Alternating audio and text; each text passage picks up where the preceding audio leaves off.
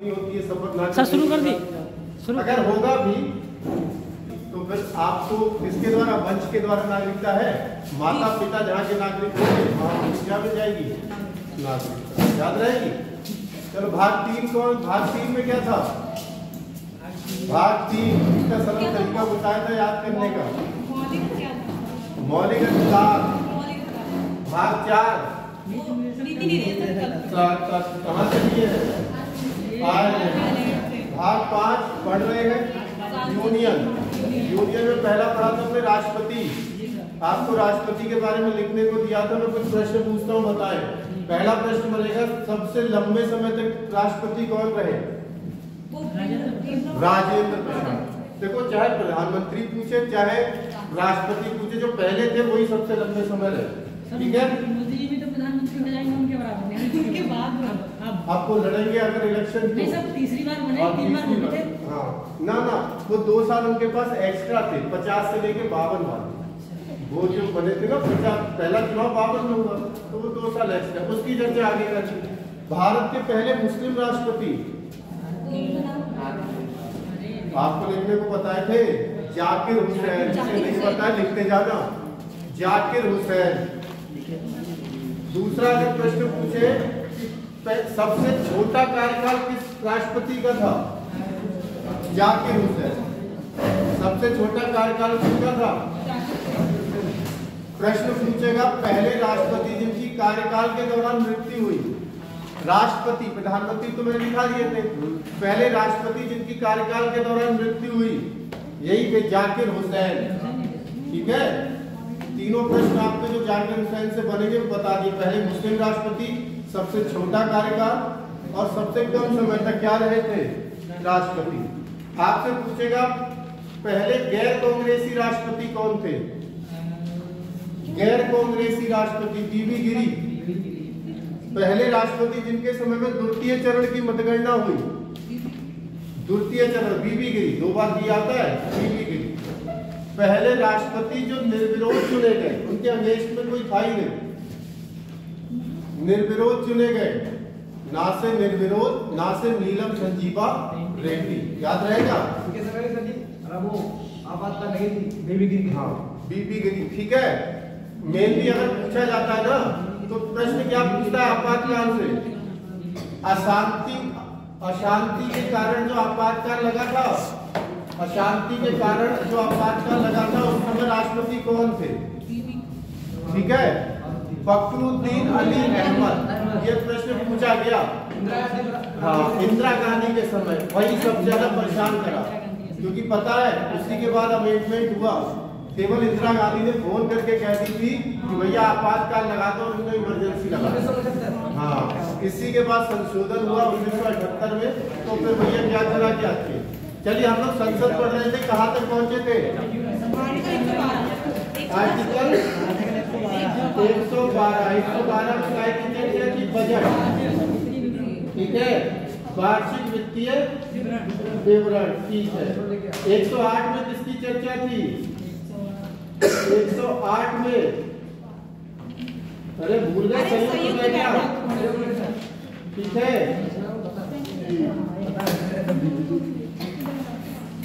डालिए article 120, article 120।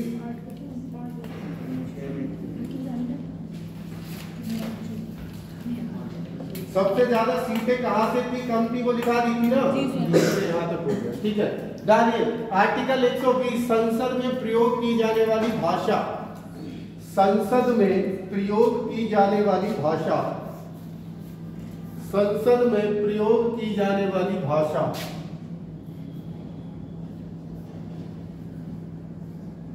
संसद में प्रयोग की जाने वाली, यानी जब संसद की कार्यवाही में नेता जो लोग जो हमारे जाते हैं मेंबर ऑफ पार्लियामेंट, वो किस भाषा में बोलेंगे, या तो वो किस भाषा में बोले, इंग्लिश, या फिर किस में बोले, हिंदी।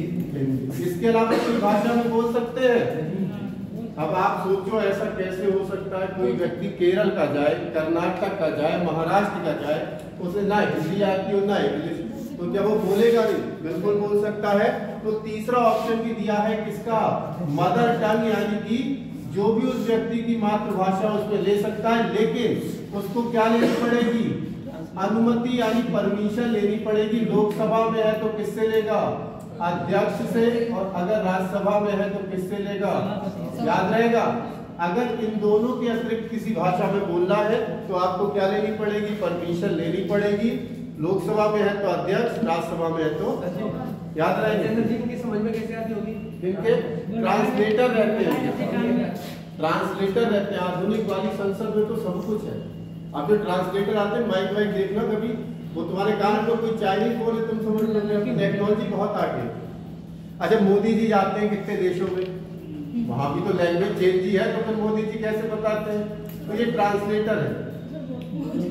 कुछ जगह व्यक्तिगत लेके जाते हैं, जो ये एक व्यक्ति परमानेंट, पूरा विभाग है हमारे ट्रांसलेट विभाग, पूरा एक विभाग है ट्रांसलेट विभाग, उसमें नौकरी भी निकलती है।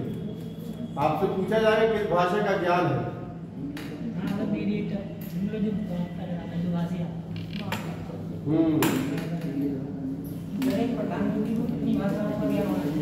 कोई जरूरी नहीं है, वैसे पढ़े लिखे का कोई जिक्र ही नहीं है, कहीं पर हमने लिखा योग्यताओं में।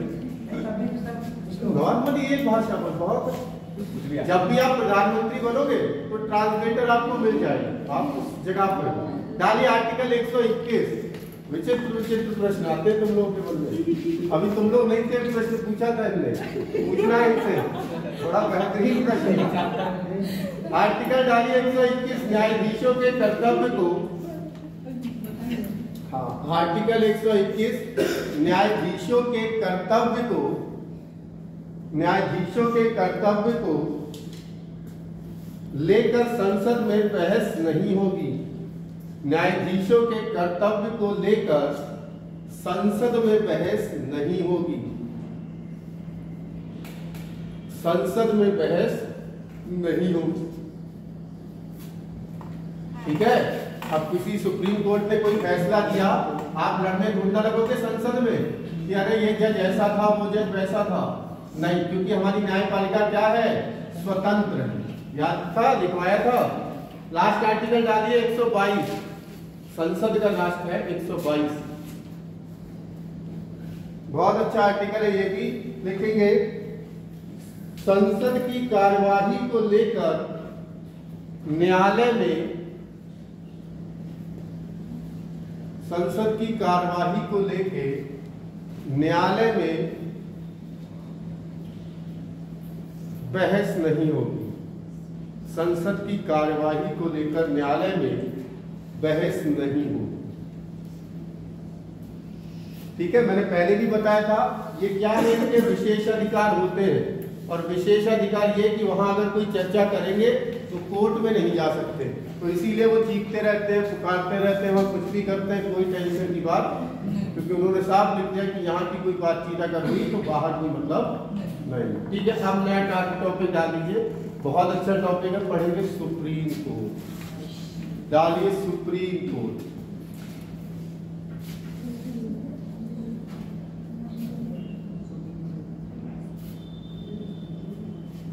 वो तो लिखवा दिए थे, सत्र, कार्यवाही, प्रश्नकाल वगैरह, ठीक है। सुप्रीम कोर्ट, मैंने कुछ टॉपिक बताए थे तो रह गए थे, आप नोट करे हैं? कौन से थे वो?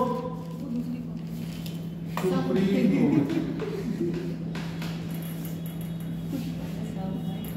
इसको हिंदी में क्या बोलते हैं? उच्चतम न्यायालय, या इसी को गोटा बोल देते हैं सर्वोच्च न्यायालय,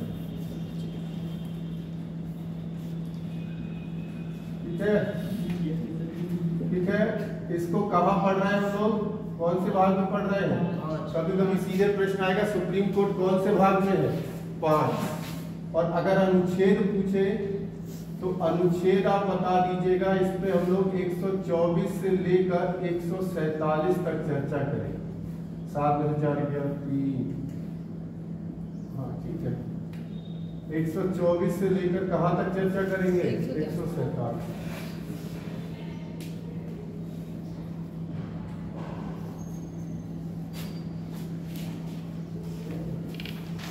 सही हो गए यहाँ, ठीक ठीक है, पहले सुन लीजिए, समझ लीजिए, उसके बाद इसके बारे में बताते हैं। हालांकि सीधे सीधे आर्टिकल रखेंगे, इसके बाद हम विभाग के हिसाब से चलेंगे। ठीक है, चलिए देखिए, सुनना है पहले समझना है।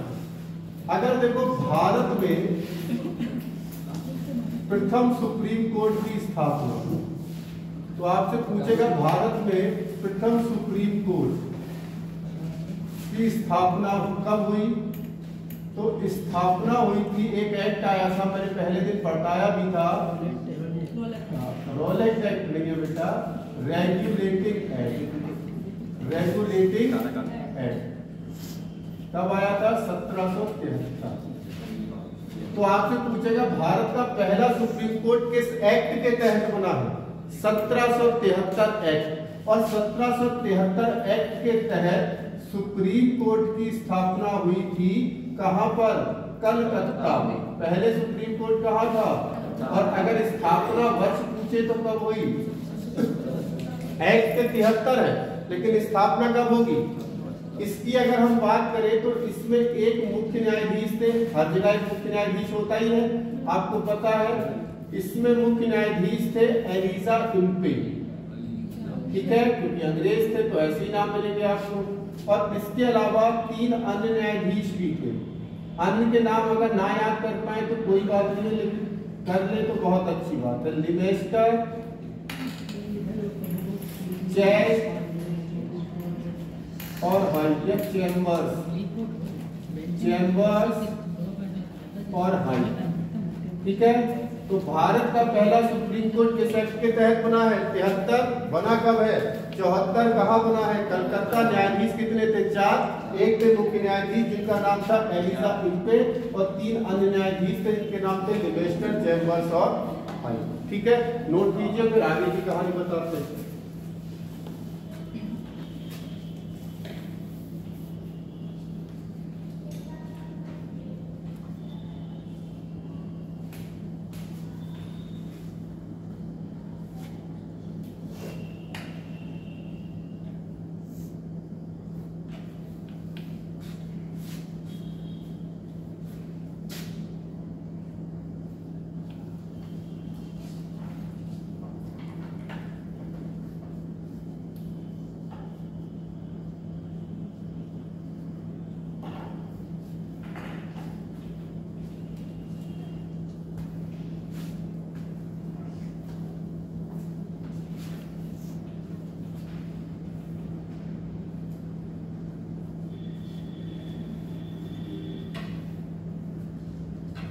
सुप्रीम कोर्ट किसे कहा जाता है? सर्वोच्च, जिसके ऊपर कोई और कोर्ट ना हो।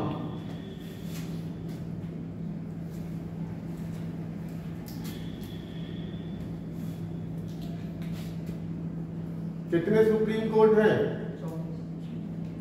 वर्तमान में? कितने हैं? एक ही होता है, ये अच्छी बात। वो 24 तुम हाई कोर्ट पे जा रहे हो, लेकिन वो 25 हो गए। 25वां अमरावती हाई कोर्ट बन गया, ठीक है। सुप्रीम कोर्ट एक ही है, दिल्ली है। अभी बताएंगे दिल्ली के अलावा कहीं जा सकता है सुप्रीम कोर्ट, तो वो सारी चर्चा होगी। देश आजाद 1947 में हुआ, उसके बाद ही मतलब संविधान उसी टाइम में हुई। पढ़ने दो, धीरे धीरे आ जाएगा। 1950 हुआ था ना गठन, अभी दिखा रहे हैं। उसके बाद एक कोर्ट और आएगा, उसके बाद इन्वेटर खोल दो पीछे से कोई जाके। सर एक दिन में कितने केस मतलब चलते हैं? एक दिन में कोई लिखित नहीं है, जितने चाहे उतने। केस के ऊपर है कैसा, ये कोई लिखित नहीं है। आप कैसे लिख दोगे कि आज में 10 केस निपटाने हैं, तो जल्दबाजी करेगा नहीं करेगा? भाई टारगेट दे दोगे, टारगेट ढूंढना होंगे। हमारी सुप्रीम कोर्ट बहुत लचर है। 34 जज है, आप सोचो 34 जज। देश की जनसंख्या 150 करोड़, और जज कितने हैं मात्र सुप्रीम कोर्ट? अरे 1 करोड़ पे एक जज तो रखो कम से कम, तो 150 जज चाहिए नहीं चाहिए? और है कितने? 34, तो भी अभी बड़े हैं, 31 थे 34 हो गए। भाई 1 करोड़ पे एक जज तो रखोगे कि नहीं रखोगे? इतना तो बनता है, वो भी 1 करोड़ बहुत हो गया। 14.5-15 लाख केस फैसले। वो तो डीवाई चंद्रचूड़ जो अभी गए, उन्होंने बहुत तेजी से फैसले करवाए, फास्ट ट्रैक कोर्ट खुलवा दिए थे। आपने सुना होगा न्यायालय भाई रात भर खुली थी, एक समय रिकॉर्ड बन रहे थे धड़ाधड़ की, भैया फैसले हो रहे। लेकिन वही फैसले जो ऐसे नहीं थे जिन पर ज्यादा समय नहीं चाहिए, ठीक है। तो पहला सुप्रीम कोर्ट पूछेगा तो कब बन गया? 1774 एक्ट 1773। अब देखो बहुत सारी आपके मन में विचार होंगे कि सर हम वर्तमान सुप्रीम कोर्ट, तो आपसे पूछेगा कि भैया जो हमारा वर्तमान सुप्रीम कोर्ट है वो किसका उत्तराधिकारी है? इसी कोर्ट के उत्तराधिकारी है? तो आप कहोगे नहीं। इसके बाद हमारे यहाँ बना था प्रथम संघीय न्यायालय। क्या बना था? प्रथम संघीय न्यायालय। इसको इंग्लिश में जरूर याद रखना, बोलते हैं फेडरल कोर्ट। तो भारत में सर्वप्रथम फेडरल कोर्ट की स्थापना हुई थी। पहले तो एक्ट आएगा तो ध्यान रखना 1935 भारत शासन अधिनियम। किस एक्ट के तहत हुई थी? Indian government act 1935। एक्ट तो जानते हो ये क्या होते हैं? किसी को डाउट हो बता दूं? जैसे वो रेगुलेटिंग एक्ट था वो तो मैंने बता दिया क्या होता है, पता है? अरे हाँ या ना, दो चीजें बताओ, नहीं पता ना बस ठीक।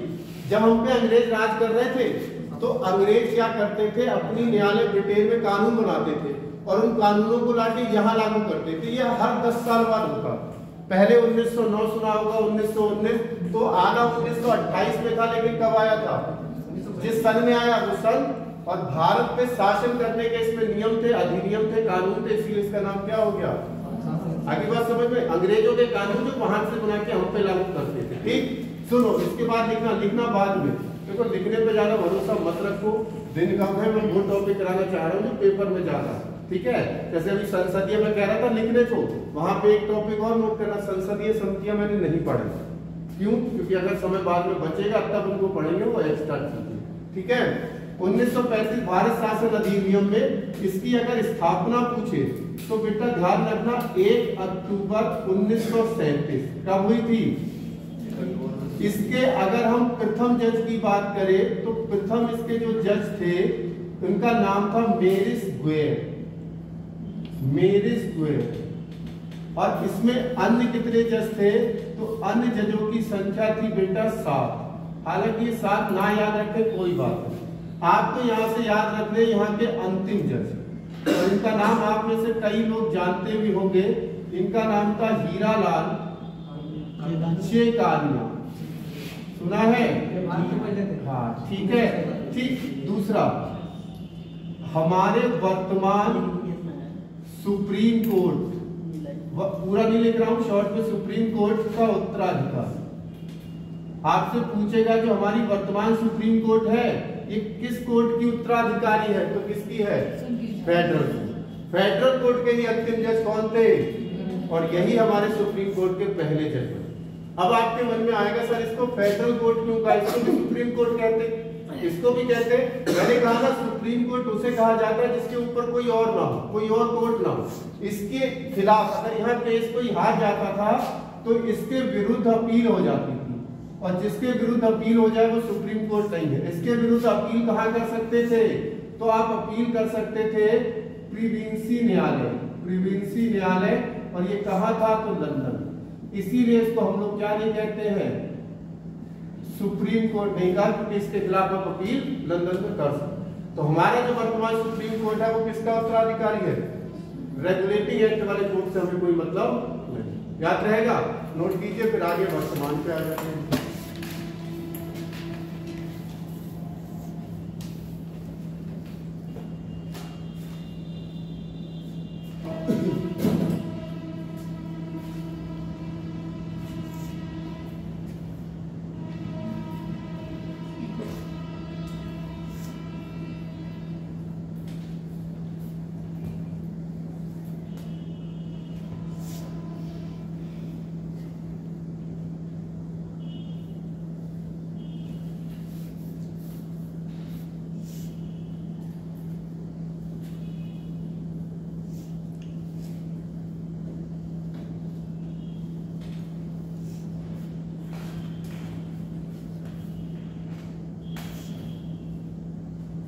ये चीज आपने लिख ली तो आपने एक बड़ा अच्छा प्रश्न पूछा गया था मुझे से किसी इंटरव्यू में, और मैं उस समय शायद हिल गया था उसमें शुरुआती था, लेकिन अब आप बता पाओगे और कैसे वो भी बताते हैं।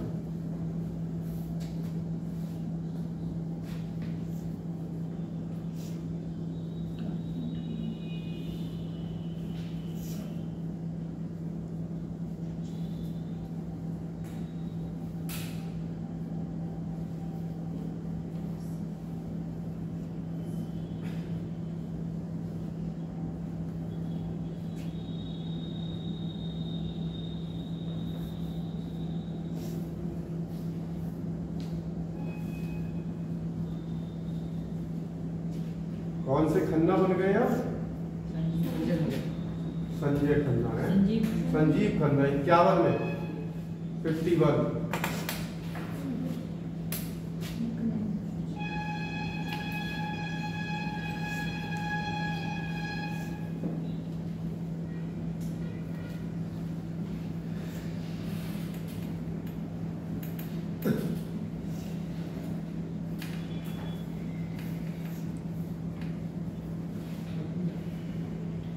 तो आजादी से पहले दो कोड देख लिए, सुप्रीम कोर्ट और फेडरल कोर्ट।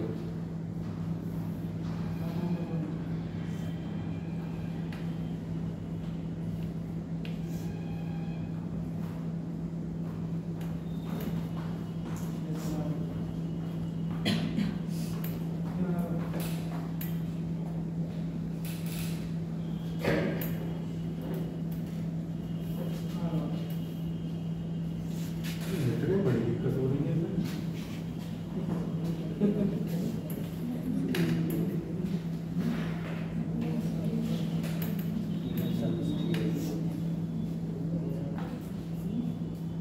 ठीक है। अब देखिए, स्वतंत्रता के बाद, आजादी के बाद की बात करें, दूसरा कलर नहीं छूटेगा जल्दी। स्वतंत्रता के बाद सुप्रीम कोर्ट, ठीक है। सुप्रीम कोर्ट की अगर हम स्थापना, देखो यहाँ कंफ्यूजन कितना होगा।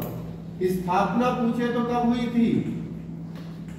26 जनवरी 1950, ठीक है। लेकिन इसने वर्किंग या फिर उद्घाटन इसका कब हुआ? उद्घाटन हुआ था 28 जनवरी 1950, या सीधे कह सकते हो वर्किंग, काम करना सुप्रीम कोर्ट ने कब शुरू किया है? 28 जनवरी। याद रखना, नॉर्मली इस डेट का कोई वैल्यू नहीं है, आपको हमेशा कौन सी डेट याद रखनी है? याद रहे कि जिस दिन जो काम करना शुरू करेगा, भाई जाहिर सी बात, आप जिस दिन नौकरी पर पहले दिन जाओगे उसी दिन से तो आपकी तनख्वाह शुरू होगी। तो ऐसे ही इसकी तनख्वाह समझ लो कितनी तारीख से शुरू हुई? हाँ, इसके प्रथम जज थे, अभी आपको बताया, जो वहां के अंतिम थे, कौन थे?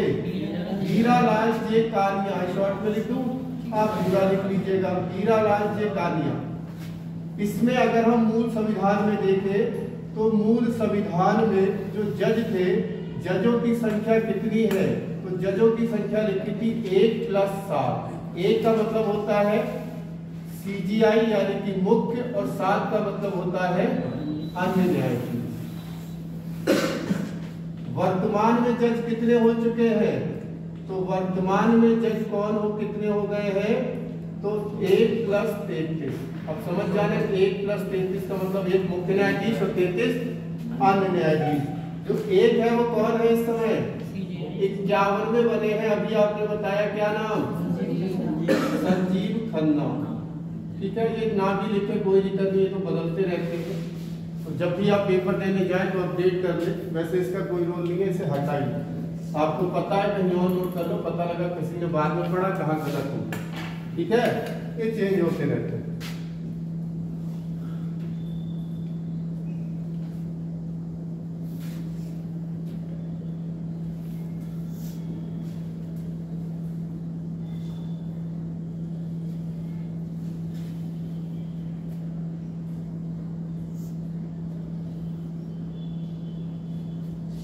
कोई डाउट लगे, दिक्कत लगे, पूछ लीजिएगा।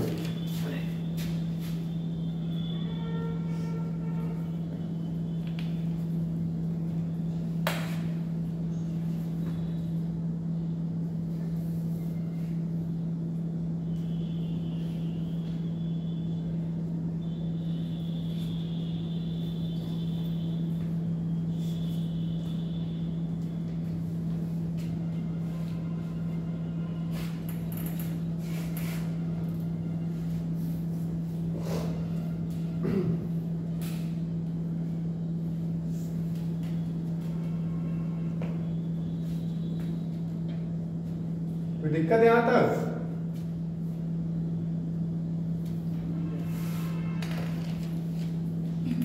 ठीक है। नॉर्मली हम आपको फेडरल कोड पढ़ा के आए, अगर नहीं पढ़ाते तो एक बहुत बड़ा डाउट था, राष्ट्रपति को शपथ कौन दिलाता है? सीजीआई। क्यों चीफ जस्टिस ऑफ इंडिया। राष्ट्रपति ने शपथ ली 26 जनवरी को, जबकि सुप्रीम कोर्ट अस्तित्व में कब आया? तो शपथ किसने दिला? ये प्रश्न मुझसे जो पूछा गया था, और उस समय बहुत अच्छा था क्योंकि फेडरल कोर्ट जिसे नहीं पता। क्यों फेडरल कोर्ट? तो फेडरल कोर्ट के अंतिम जज ने ही जज शपथ दिलाई थी, जिनका नाम क्या था? क्योंकि उसी का उत्तराधिकारी, अगर उत्तराधिकारी नहीं होता तो फिर हिलक जाता, तो फिर शपथ कौन दिया? ठीक है, एक प्रश्न और पूछूं, बताओ वर्तमान में संविधान में जजों की संख्या, सुप्रीम कोर्ट में जजों की संख्या कितनी लिखी है? वर्तमान में संविधान में जजों की संख्या कितनी लिखी है? अरे यही तो है, वही तो ऑप्शन है, 1+7। संविधान तो एक ही बार लिख गया, उसे काट के रबड़ से मिटा के थोड़ा दोबारा करोगे 1+33। तो संविधान में आज भी कितना लिखा हुआ है भाई? काट तो थोड़ा, किताब है समाज का, रबड़ से मिटाओगे थोड़ा, है कितने? तो ये मूल संविधान में जो थे वो आज भी उतने ही लिखे हैं, और चल कितने व्यवहार में याद रहेंगे। चलिए अब शुरू करते हैं आर्टिकल्स। सर ये कहीं लिखा है संशोधन? हाँ, ये व्यवहारिक रूप से अब लिखोगे कहाँ? अब तो बढ़ाते जाओगे, अमेंडमेंट करके अब इनके लिए क्या जाते हैं? विधिया कहा जाते हैं। डालिए आर्टिकल 124, आर्टिकल 124 का पहला पार्ट, आर्टिकल 124 का 1। देखिए, सुप्रीम कोर्ट में जजों की नियुक्ति, सुप्रीम कोर्ट में जजों की नियुक्ति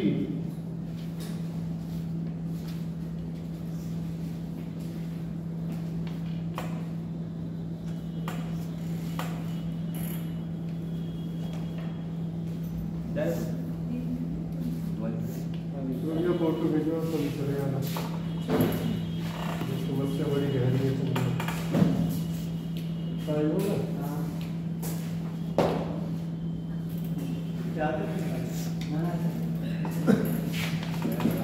देखिए, सुप्रीम कोर्ट में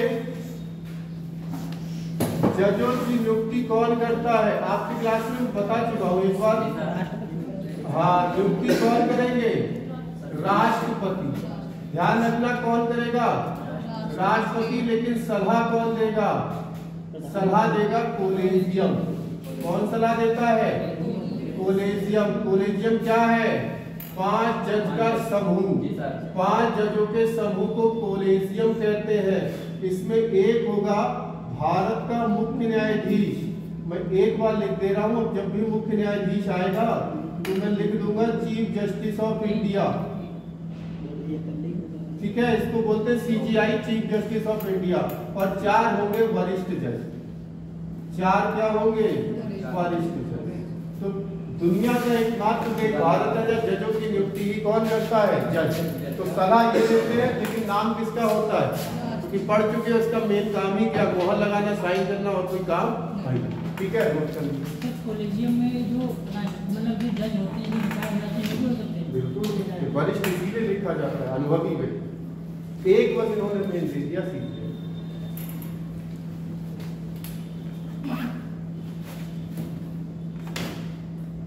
मतलब फर्स्ट तो चुनते हैं राष्ट्रपति। मैंने कहा ना, राष्ट्रपति बस नाम का हर जगह है, कोई भी काम होगा नाम राष्ट्रपति का, बस साइन राष्ट्रपति के है।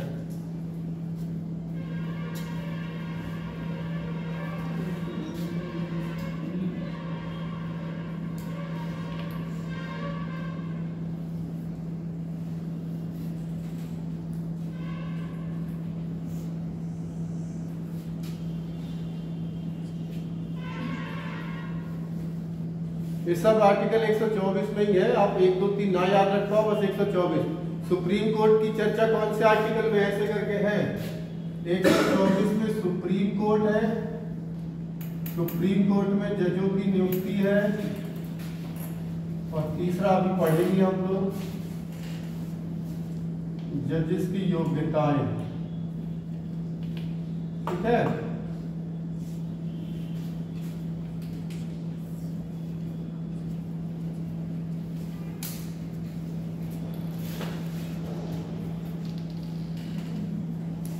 सुप्रीम कोर्ट का जज बनना है तो क्या योग्यता होनी चाहिए, हमें पता लगेगा। बनोगे जज? साल की वकालत एक्सपीरियंस। बहुत बड़ी पावर है, लेकिन दिखावे की नहीं है। मैंने उस दिन ही बताया था DMSP आपको देखेंगे अलग से, लेकिन ये कहीं जज दिख भी जाएगा तो आप पहचान ही नहीं पाओगे है कौन। ठीक है, चलिए डालिए आर्टिकल 124 का थर्ड, सुप्रीम कोर्ट में जजों की योग्यताएं। सुप्रीम कोर्ट के जजों की योग्यताएं। सुप्रीम कोर्ट के जजों की योग्यताएं 124 थर्ड, सुप्रीम कोर्ट के जजों की योग्यताएं। ठीक है, देखिए एक ही साथ बता दूं सभी की, याद रख पाओगे? बताए एक साथ दे रहा हूं सबकी, अब लिखवा सुप्रीम कोर्ट की दूंगा। ठीक है, चलिए देखिए, समझ गया तो फिर जीवन भर नहीं भूलोगे। सुप्रीम कोर्ट का जज बनना है तो अपने से नीचे न्यायालय यानी किसी हाई कोर्ट में आप कम से कम 5 साल तक क्या रहे हो, जज रहे। वो एक हाई कोर्ट में भी हो सकता है, वो 2 में भी हो सकता है, वो 2 से अधिक, लेकिन आपकी जो कार्य प्रणाली है वो कितनी साल रही हो, 5 साल तक हाई कोर्ट में जज रहे हो, 2 या 2 से अधिक या 1 में कोई। अथवा अगर ये नहीं है तो 10 साल तक हाई कोर्ट में क्या रहे हो, अधिवक्ता यानी कि वकील रहे, एडवोकेट। आप पूरा लिखेंगे देखा तो 10 साल तक अगर आप हाई कोर्ट में वकील हो तो 2 हाई कोर्ट भी हो सकते हैं, 1 भी हो सकता है, तो भी आप सुप्रीम कोर्ट के जज के क्या हो जाओगे, बनने लायक योग्य। ठीक है, बाकी भारत का नागरिक हो, पागल दिवालिया ना हो, ये तो हर किसी में लगाई देना, कोई भी योग्यता है। ठीक है, याद रहेगा। अब चलो हाई कोर्ट यही पढ़ लेते हैं। हाई कोर्ट में जज बनना है तो डिस्ट्रिक्ट कोर्ट में 10 साल तक कम से कम आप क्या रहे हो, जज रहे।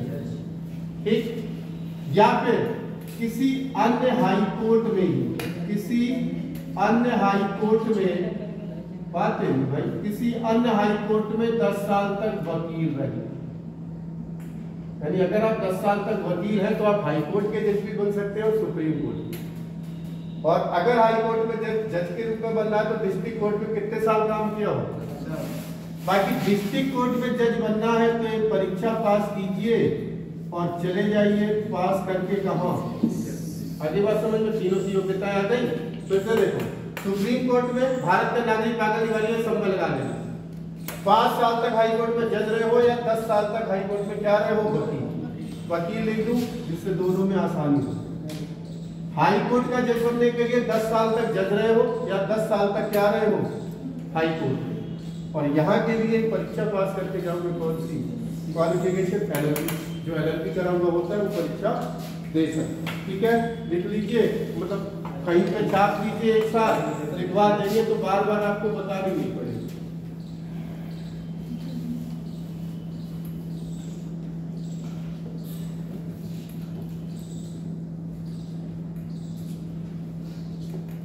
धीरे धीरे दिन पे दिन संख्या कमी हो रही है ठंड के चक्कर में। अभी तो इसी महीने 1 महीने और क्लास चलेगी आपकी।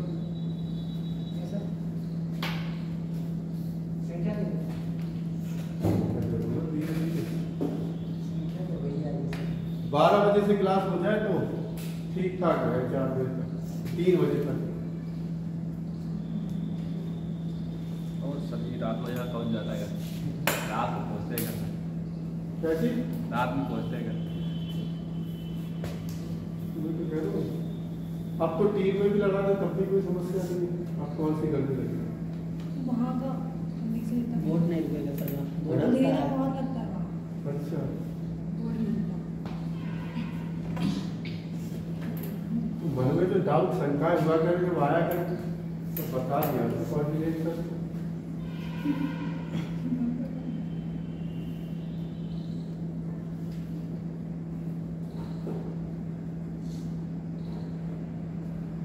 इसके लिए वकालत का कोई एक्सपीरियंस नहीं चाहिए। LLB करके नहीं आएगा, लॉ पढ़ के ही तो आएगा। LLB तो पढ़ के ही आएगा लॉ। और उसके लिए सुप्रीम कोर्ट का जज पूछा यहाँ 10 साल कम से कम जज, फिर जरूरी नहीं है, मिनिमम है 15-20 साल के बाद कहाँ पहुँचता है बंदा, फिर सालों बाद कहाँ पहुँचता है, पहुँचेगा कि या नहीं। मतलब सुप्रीम कोर्ट में जो जज चुना गया 25 हाई कोर्ट है और 34 ही जज आते हैं, सब थोड़ी ना चल जाए। ऐसा सर मेरे मतलब जज और वकील होंगे वो सब उन्हीं को नहीं चुना गया। मरी जाते हैं। ये होनी चाहिए, जरूरी नहीं है हर किसी ने वकालत करती तो जज बना दो, ठीक है, जरूरी नहीं है। वो अनुभव देखते हैं, आपका रिकॉर्ड देखते हैं, जो कॉलेजियम होती है वो इसीलिए बैठाई जाती है, पीछे के रिकॉर्ड देखेगा आप किस हिसाब से काम करते हो, क्या स्थिति है, करप्टेड नहीं हो, भ्रष्टाचारी। सुप्रीम कोर्ट में बिल्कुल चुनिंदा लोग भेजे जाते हैं क्योंकि उसके ऊपर कोई नहीं है ना फिर, ठीक है, न्यायमूर्ति इसीलिए कहा जाता है। चलिए लिखिए, लिख लीजिए अब योग्यता लिखने में, थ्योरी में लिख लीजिए। पहला लिख लीजिए, भारत का नागरिक हो, सिटीजन ऑफ इंडिया, भारत का नागरिक हो,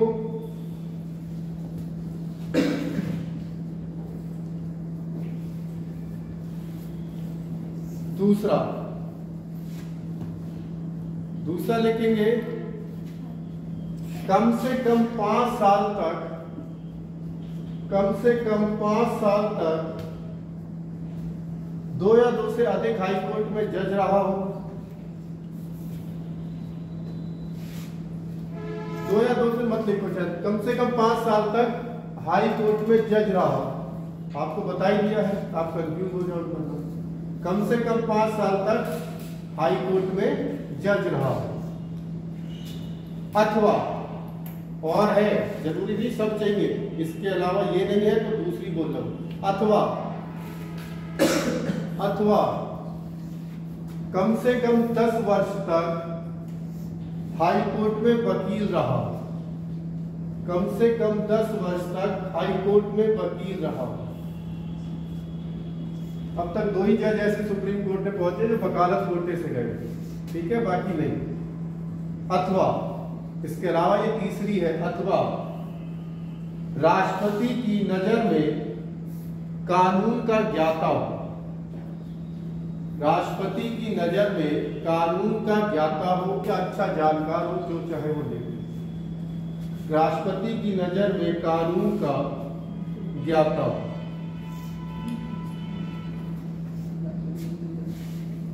ठीक है, ये जो तीसरी वाली शर्त है इसके तहत आज तक कोई नहीं बना, इस तीसरी शर्त के तहत आज तक कोई भी नहीं बना। लिखो नोट करके, वकालत कोटे से सुप्रीम कोर्ट में जज, या मत लिखो, रहने इतना डीप तुमसे नहीं पूछेगा, ऐसी है, मैं बाहर जाता हूँ आगे। अब डालिए हेडिंग, अगला आर्टिकल डालिए 125, आर्टिकल 125। तो जज बनना है, ग्रेजुएशन में लॉ करो। सर जैसे मतलब जज बन जाते हैं हाई कोर्ट या सुप्रीम कोर्ट के, तो उनको मान लीजिए मतलब सैलरी भी मिलती है गवर्नमेंट की तरफ से, और जो वकील होते हैं उनको थोड़ी नहीं मिलती है, सरकारी वकीलों को मिले, सरकारी वकीलों को मिलती है, सभी को थोड़ी नहीं। ना वकीलों वैसे नहीं मिलती जो वैसे सर जो मान लीजिए 10 साल किसी ने मतलब वकालत करी है, वो जब जज बन जाएगा तो वो सरकारी हो जाएगा। फिर तो वो जज हो गया। नहीं ऐसे ही सर किसी को भी उठा सकते हैं। बिल्कुल बिल्कुल, मैंने कहा इस कोटे से अभी तक अब कोई व्यक्ति दिख जाए, उसकी प्रतिभा अलग से दिख रही है कि हाँ यार ये बंदा है, तो मैंने कहा अभी तक 2 आए हैं, देखो आजादी से कितने साल हो गए, तो 2 आए, तो ऐसा बहुत रियल केस में होता है। चलिए आर्टिकल 125, आप सभी का टेस्ट है इस आर्टिकल में, आप लोग बताइए सुप्रीम कोर्ट के जजों का वेतन, जजों का वेतन बताओ भाई कितना है? 2 लाख से चीफ जस्टिस ऑफ इंडिया का कितना है? 2 लाख, और अन्य न्यायाधीशों का बिल्कुल 2,50,000। और ये दोनों ही क्या है? पर माह, पर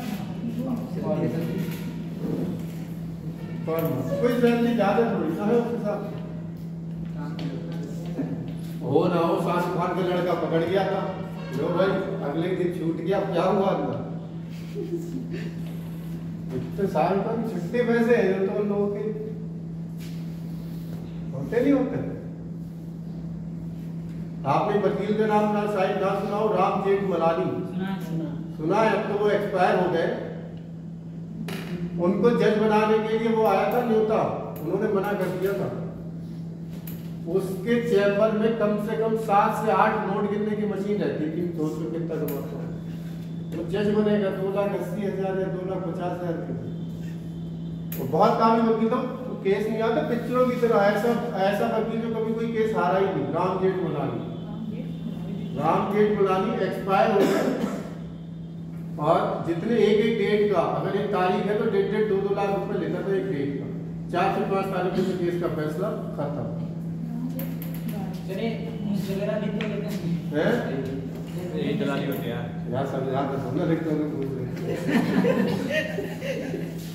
इस दुनिया में एक लाइन है ना, इस दुनिया में ईमानदार वही है जिसे बेईमानी करने का मौका पकड़ा ना नहीं। गया, मतलब मुझे तो नहीं लगता कोई ईमानदार है। बस पकड़ा ना गया। जैसे आप लोग कह देते हैं कि यार हमारे यहाँ पुलिस बड़ी बेईमान है, लेकिन आर्मी देखो कितनी ईमानदार है। तो यार करगिल में, सियाचिन में बर्फ में रिश्वत देने कौन जा रहा है भाई? आर्मी वाली ईमानदारी क्यों रुके? वहां सियाचिन में जाओगे तुम उन्हें रिश्वत देने पहाड़ों पे। अब तुम रिश्वत में आर्मी को देखो कहाँ देखा, पैसे मन तो बोलना नहीं चाहिए, लेकिन चीजें है ना। आप देखो नेपाल बॉर्डर जाओ, हाँ सर ये वाले एसएसपी वाले को नेपाल में 10-20 रुपए लेके क्या है? ठीक है चलो डालो आगे आर्टिकल 126। आर्टिकल 126 किसी से रिकॉर्डिंग होती है तो। आर्टिकल 126 देखिए, सुप्रीम कोर्ट में कार्यवाहक न्यायाधीश, सुप्रीम कोर्ट में कार्यवाहक मुख्य न्यायाधीश, सुप्रीम कोर्ट में कार्यवाहक मुख्य न्यायाधीश, कार्यवाहक मुख्य न्यायाधीश, ठीक है, जिसकी नियुक्ति राष्ट्रपति करेंगे। नियुक्ति तो राष्ट्रपति करेंगे, जिसकी नियुक्ति राष्ट्रपति करेंगे।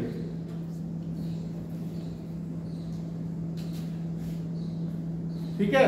अगर किसी कारण मुख्य न्यायाधीश नहीं है तो आप किसी को भी क्या बना दीजिए, मुख्य न्यायाधीश। इसकी नियुक्ति कौन करेगा? ठीक है। ये आर्टिकल जहां मैं बोलूं इंपॉर्टेंट वहां तुरंत स्टार लगा लेना। अगला डालो आर्टिकल 127।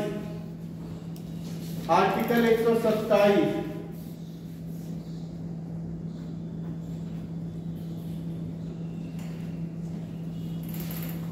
देखिए, सुप्रीम कोर्ट में तदर्थ न्यायाधीश, सुप्रीम कोर्ट में तदर्थ इंग्लिश में एडिशनल, तदर्थ न्यायाधीश, सुप्रीम कोर्ट में तदर्थ न्यायाधीश, सुप्रीम कोर्ट में तदर्थ न्यायाधीश। ये व्यवस्था बेटा हमने किस देश से ली है? फ्रांस से। ये व्यवस्था कहां से ली है? फ्रांस। ठीक है। ठीक है, सुनो पहले समझो होते क्या है। सुप्रीम कोर्ट, ये सुप्रीम कोर्ट में तदर्थ न्यायाधीश राष्ट्रपति की सलाह से, राष्ट्रपति की सलाह से चीफ जस्टिस ऑफ इंडिया करते। ठीक है।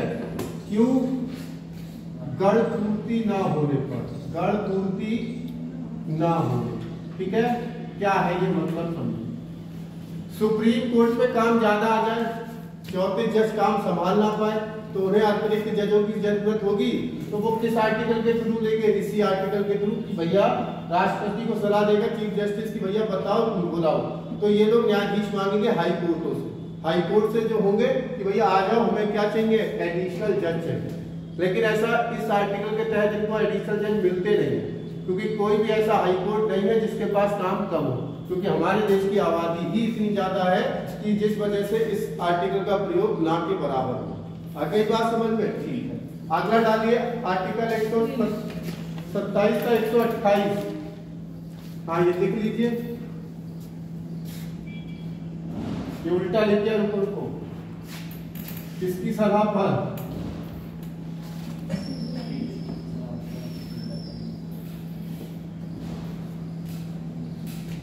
भाई जज कम है बताएगा तो चीफ जस्टिस ही।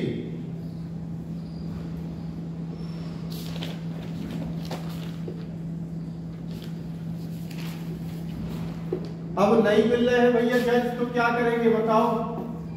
अब इसका कोई उपाय आपके दिमाग में आ रहा है? वरिष्ठ वकील है? वरिष्ठ वकीलों को क्या कहते? वरिष्ठ वकीलों को वकील को जज नहीं है, ऐसे ढूंढना बन जाता है। अब पता लगा अच्छा वकील है, वकीलों को मेनली क्यों नहीं बनाया जाता?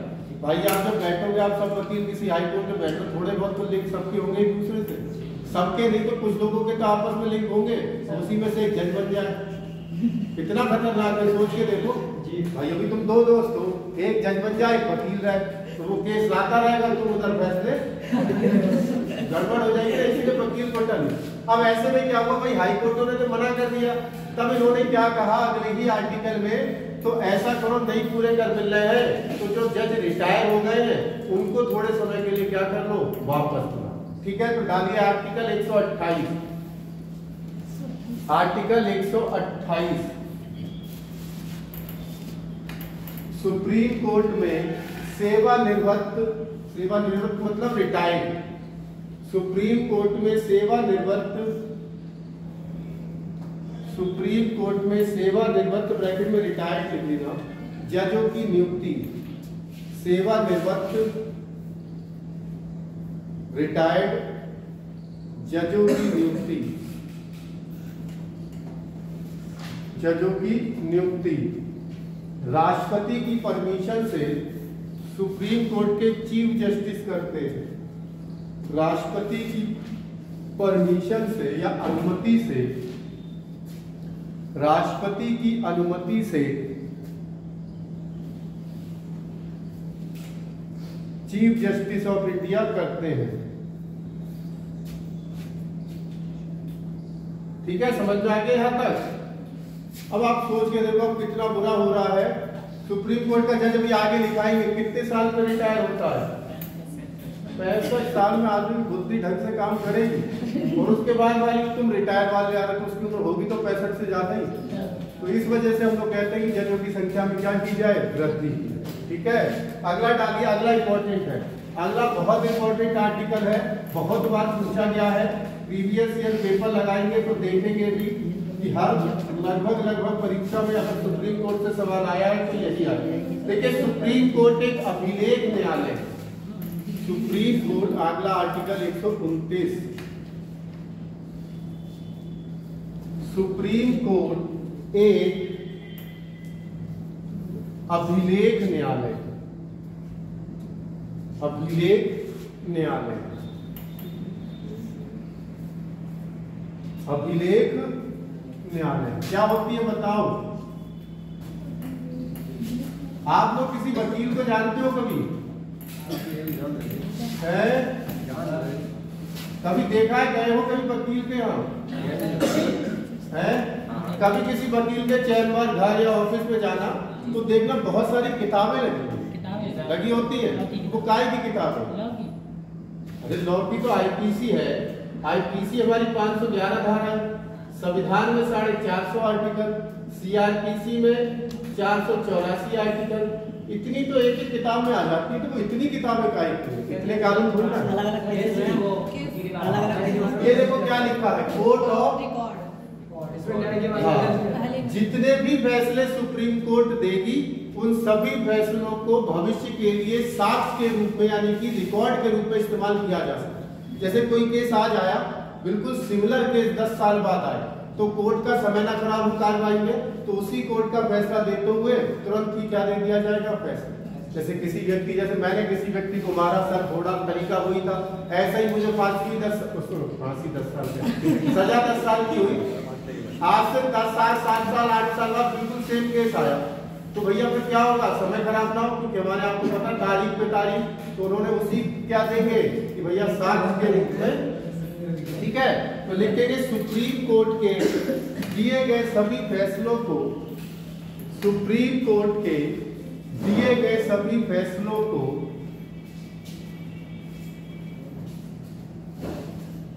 साक्ष्य के रूप में, साक्ष्य मतलब रिकॉर्ड के रूप में,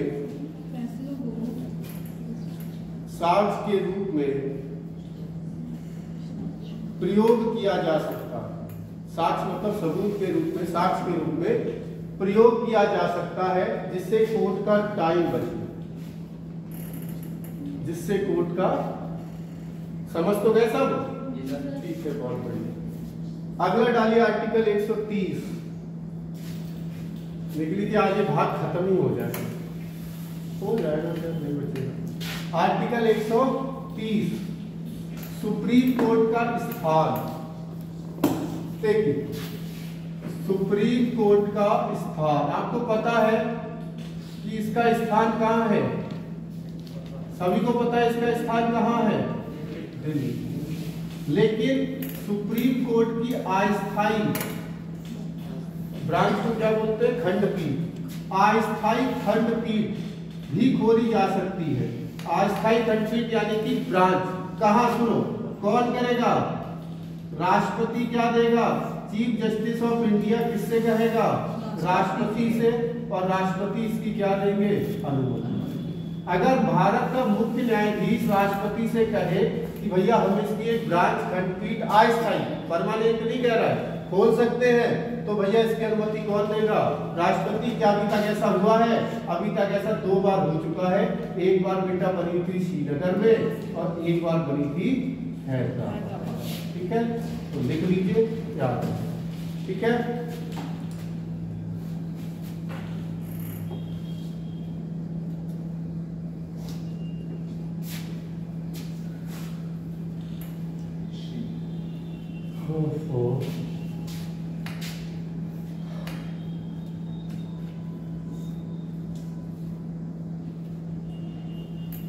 यहाँ पर सर लिखा है कि रिटायर्ड राष्ट्रपति की नियुक्ति पर चीफ जस्टिस ऑफ इंडिया करेंगे, अन्य जजों की नियुक्ति, और इसमें लिखा है सीजीआई की सलाह पर राष्ट्रपति करते हैं। तो इसमें क्या लिख दिया, और इसमें लिखा है राष्ट्रपति की अनुमति से सीजीआई अनुमति वही परमिशन साइन वही करेगा।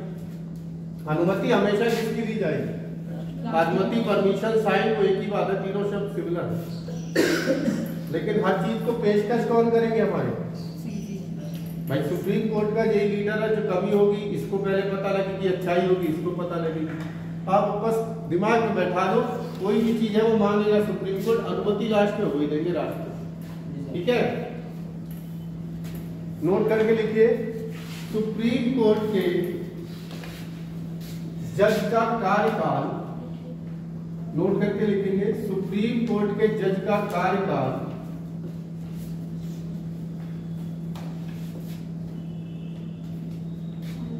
सुप्रीम कोर्ट के जज का कार्यकाल कितना होता है, अभी तो बताया आपको है 6 से 5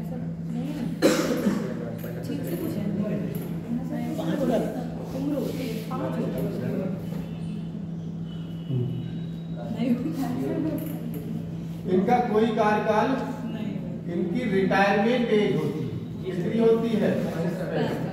जैसे आप जब नौकरी पे लगेंगे तो आपका कार्यकाल थोड़ी ना होगा, आपकी भी क्या होगी, जब आप 60 साल के हो जाओगे तो रिटायर। तो सुप्रीम कोर्ट के जजों का कोई कार्यकाल, इनकी क्या होती है, जो कि कितनी है, जैसे कि एक साल यानी बचा है तो एक साल में जेल में क्या होगा, सबसे कम सुप्रीम कोर्ट के जज अभी लिखवाऊंगा 18 दिन तक रहेगा। ये भी तो बने 6 महीने रहेंगे, 6 महीने रहे। इनका बहुत लंबा था डी वाई चंद्रचूड़ का, इनके पिताजी थे वाई टी चंद्रचूड़, उनका सबसे लंबा कार्यकाल था। इनके पिताजी भी जज थे जो अभी गए हैं डी वाई चंद्रचूड़। तो सुप्रीम कोर्ट के मुख्य न्यायाधीश का बेटा मुख्य न्यायाधीश, इनके चाचा भी थे, इनके चाचा भी थे, इनके चाचा भी थे, चाचा भी थे, चीफ जस्टिस। नेपोटिज्म चल रहा है। ऐसा होता ना, एक चीज होती है जब आपके घर में एक अधिकारी हो जाता है तो एक माहौल क्रिएट हो जाता है। अब वो जिस प्रसाद से पूछ के आता है उसे पता होता है कैसा माहौल देना चाहिए। अभी तुम घर जो आजकल लाइब्रेरियां क्यों ज्यादा चल रही है, क्योंकि तुम घर में पढ़ाई करोगे, अच्छा बेटा ये कर दे, बेटा वो कर दे, उन्हें नहीं पता है कि एकाग्रता चाहिए पढ़ने के लिए। हर 2 मिनट में कुछ ना कुछ काम, अब बात में कहेंगे करता ही क्या है ना, यही होता है तुम्हारे क्या सभी के साथ होता है। ठीक है, इसीलिए लोग लाइब्रेरी जाते हैं। अगर आप लाइब्रेरी जाओगे ना, कभी गए हो अभी तक लाइब्रेरी नहीं, कभी लाइब्रेरी जाना, कभी पढ़ने का मन ना हो तो बाहर जाके जो आसपास का माहौल दिखेगा ना, अपने आप पढ़ाई शुरू। मैं रात में जब जाता हूँ ना, यहाँ से थक तो जाता ही, सुबह 8 बजे से शुरू होते मेरे क्लास शाम तक। अब मैं 9 बजे जाके खाना वाना खा के 8 से 9 बजे बैठ जाता हूँ, मुझे करना कुछ नहीं होगा। और वो देखा देखी तो कब रात के 3-4 बज जाते पता नहीं लगता। तो इसीलिए क्या माहौल मिल जाता है। अब तो लड़के कंबल ले लेके वहीं सो जाते, फिर उन्हें फिर पढ़ना शुरू। बहुत बुरी स्थिति है भाई। मैरिट इसीलिए तो बढ़ रही है, कंपटीशन इसीलिए बढ़ रहा है, ठीक है। बच्चे डटा है लगातार।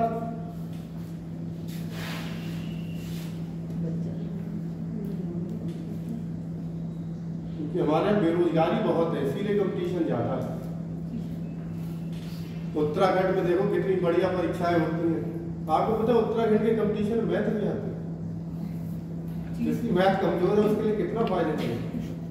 उत्तराखंड के कंपटीशन में तो मैथ नहीं आती। क्यों नहीं आती? वो तो भाई वो राज्य चलिए कितने देगा थे आप पत्र लिखेंगे? अगली लाइन से लिखेंगे 65 वर्ष की आयु से पहले, 65 वर्ष की आयु से पहले इसे संसद द्वारा हटाया जा सकता है। इसे संसद द्वारा हटाया जा सकता है।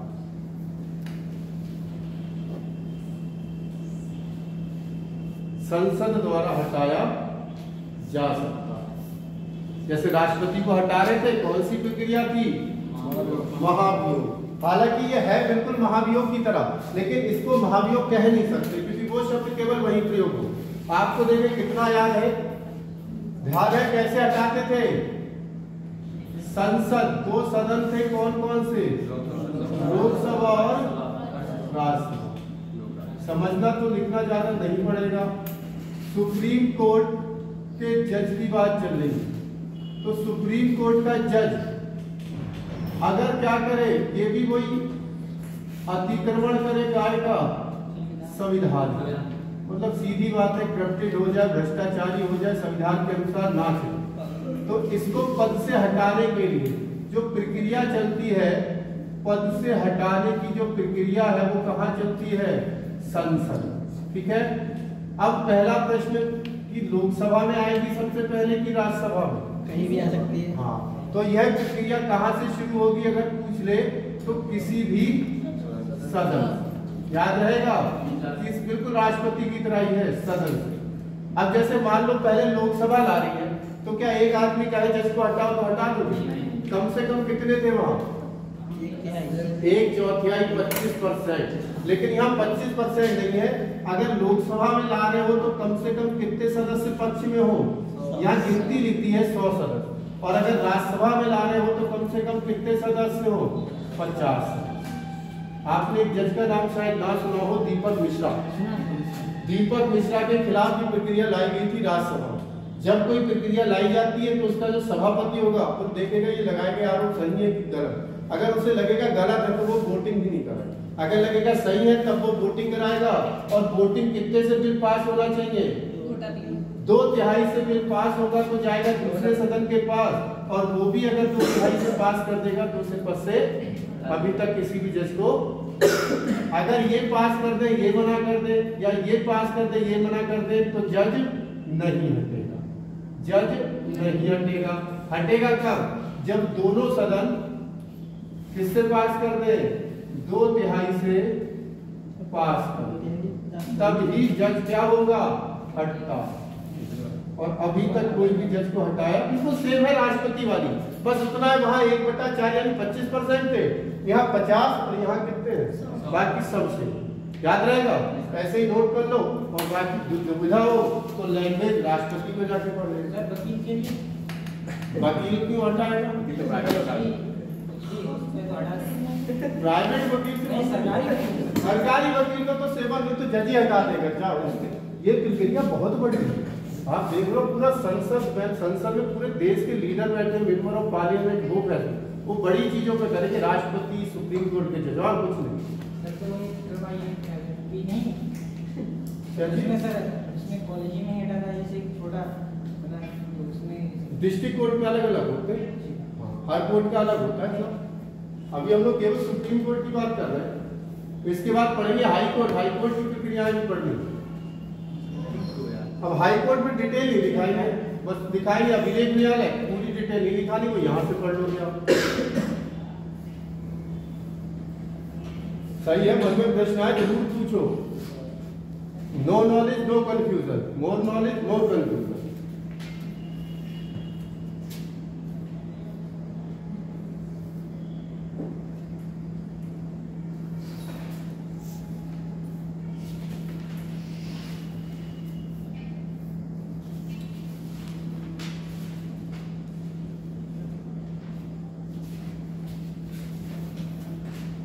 कौन सा क्लास है आज? 5 10वां क्लास है आज। 5 पिछले हफ्ते हुए थे, इस हफ्ते में भी एक छुट्टी थी तो 5 इस हफ्ते हुए। मंगल से आया था ना मैं। 5 क्लास में सब हैं कितनी क्लासेस हैं कितनी क्लासेस? मिनिमम 15 है, मैक्सिमम 1-2 और पढ़ सकते हैं। तो वो 1-2 पढ़ेंगी तो वहीं क्या जितना नहीं, फिर भी बहुत छोटे पे करा रहे।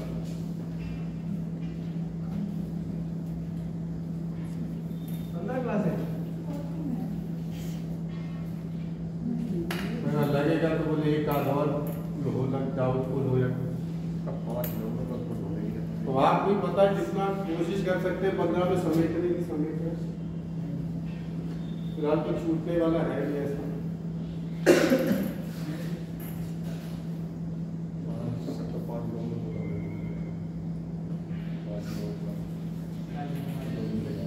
लिख गया? चलिए डालिए अगला आर्टिकल 131 अनुच्छेद 131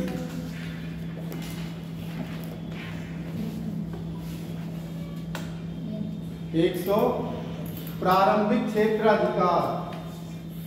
प्रारंभिक क्षेत्राधिकार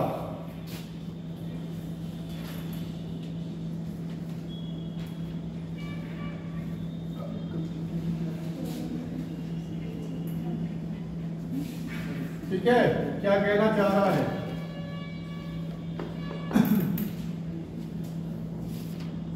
नॉर्मली केस 2 तरीके के आपको बताए थे, एक दीवानी और दूसरा कैसा?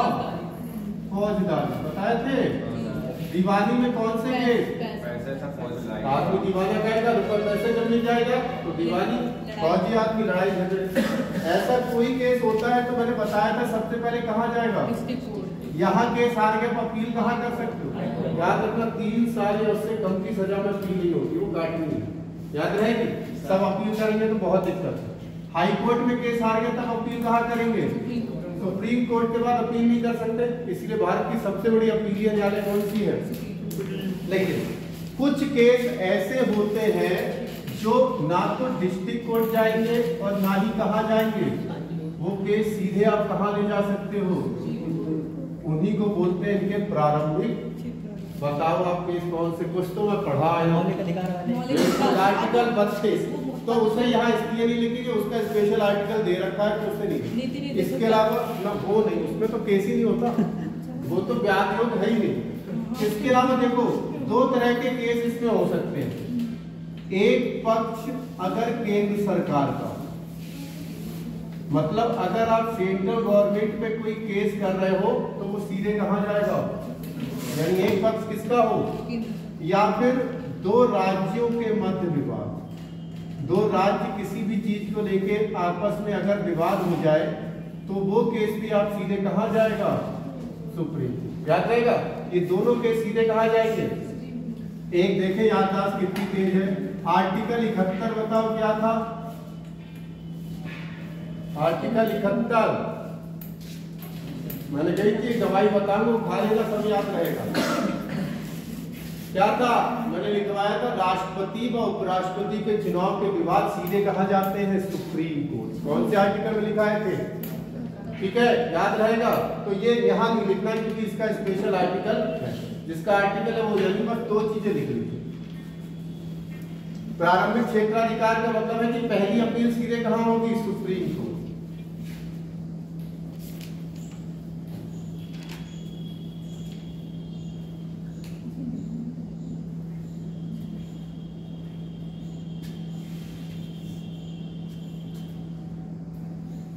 ये भी आर्टिकल इंपॉर्टेंट है, इसमें भी स्टार लगा लेना। जैसे आपने लगा है कंपनी के ऊपर किसी कोर्ट से कंपनी के ऊपर मतलब वो तो कौन से कोर्ट में जाएगा? प्राइवेट लिमिटेड है तो फिर अगर प्राइवेट लिमिटेड है तो राज्य वाले हाई कोर्ट। अब महारत्न अगर महारत्न है या फिर जो हमारी वो है तो महारत्न कंपनियां हैं तो भारत सरकार के अंडर में रहती है, तो यही आ जाएगा सुप्रीम कोर्ट। जो भारत सरकार के अंडर में कंपनियां वो सब यही है। ठीक है, महारत्न जिन्हें कहते हैं आप उसमें पढ़ोगे सर, पढ़ाएंगे इकोनॉमी में कंपनियों का भी उनके मार्केट कैप यानी कि वो उससे नेटवर्क से देखते हैं उनको कहाँ रखा जाएगा। ठीक है, महारत्न, नवरत्न बहुत है। लेकिन क्या ये भी आर्टिकल इंपॉर्टेंट स्टार्ट लगा लेना। अगला डालिए आर्टिकल 133। सिंपल एक लाइन है, लिखवा दे रहा हूं। आगे कोई एग्जाम लोगे एसएससी में तो ये विषय नहीं जाएंगे, लेकिन सिंपल से लिख लो। सिविल मामलों में अपील, सिविल मामलों में अपील। सिविल मामले जानते हैं जो जनता से जुड़े हो, सिविल मामलों में अपील। अगला आर्टिकल 134।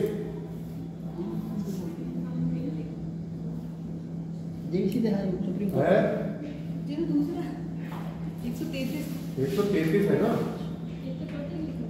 अब डालिए 134 आपराधिक मामलों में अपील। सिविल मामले 133, आपराधिक मामलों में अपील 134। आपराधिक मामलों में अपील। केस बताए थे दो तरह के उस दिन अपराध, संज्ञेय अपराध और एक असंज्ञेय अपराध। तो जो असंज्ञेय अपराध थे वो सिविल, जो संज्ञेय अपराध है वो सीधे तोड़ना। आपराधिक जहां अपराधी के भागने का डर हो वो सब आपराधिक गतिविधि। अगला 136 विशेष इजाजत के मामले। 136 विशेष इजाजत के मामले। विशेष इजाजत के मामले, भारत सरकार को विशेष इजाजत लेके जाएगी तो वो मामले कौन से आर्टिकल से आएंगे? मैंने कहा इन आर्टिकल को रटना मत, जिन पे स्टार बने हैं उन्हीं को देखना, जिन पे थ्योरी लिखी है उनको देखना। लिखवा दे रहा हूं जिससे आगे कोई परीक्षा में नोट्स बने। अगला 137 बहुत इंपॉर्टेंट है। आर्टिकल 137 इंपॉर्टेंट, बहुत ज्यादा अच्छा आर्टिकल है। लिखिए पुनरावलोकन का क्षेत्राधिकार। पुनरावलोकन का क्षेत्राधिकार। पुनरावलोकन का क्षेत्राधिकार।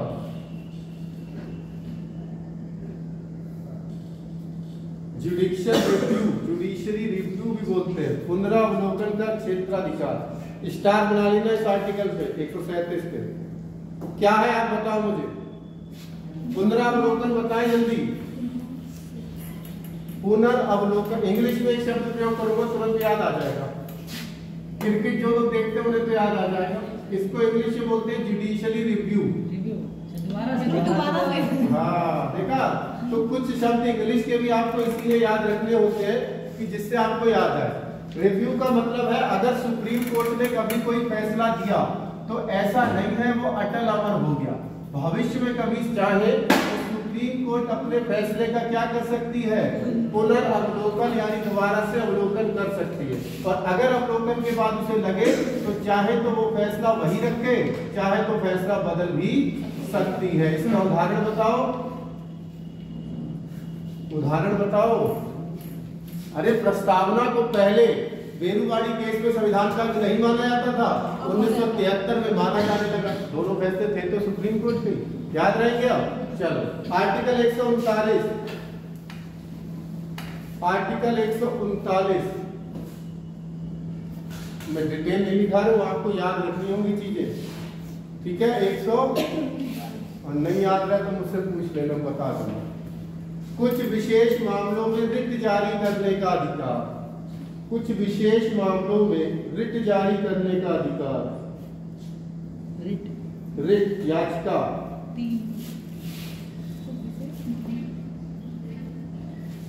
विशेष मामलों में रिट जारी करने का अधिकार। रिट WRIT, रिट हिंदी में याचिका।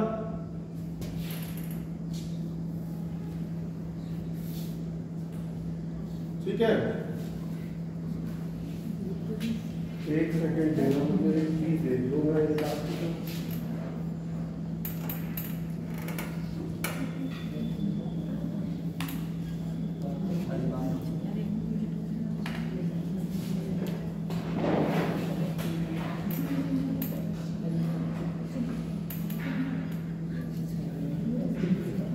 ठीक है, डालिए फैक्ट। जैसे हर चैप्टर के बाद फैक्ट दिखा रहे। सुप्रीम कोर्ट कंप्लीट, सारे आर्टिकल पढ़ेंगे तो फिर गड़बड़ हो जाएगी। सुप्रीम कोर्ट के फैक्ट लिखिए, फैक्ट यानी तथ्य। जी सर, आर्टिकल 133 34 लिखे हैं सिविल मामलों से अपील, जब लोग सुप्रीम कोर्ट के लिए लिखे हैं। हाँ सब सुप्रीम कोर्ट पढ़ रहे हैं अभी, भाग 5 दिखाया था 124 से 147 तक सुप्रीम कोर्ट ही चाहता। फैक्ट लिखिए, आप बताते रहिए मुझे। भारत की पहली सुप्रीम कोर्ट की बात चल रही है, ऊपर डाल दो हेडिंग सुप्रीम कोर्ट।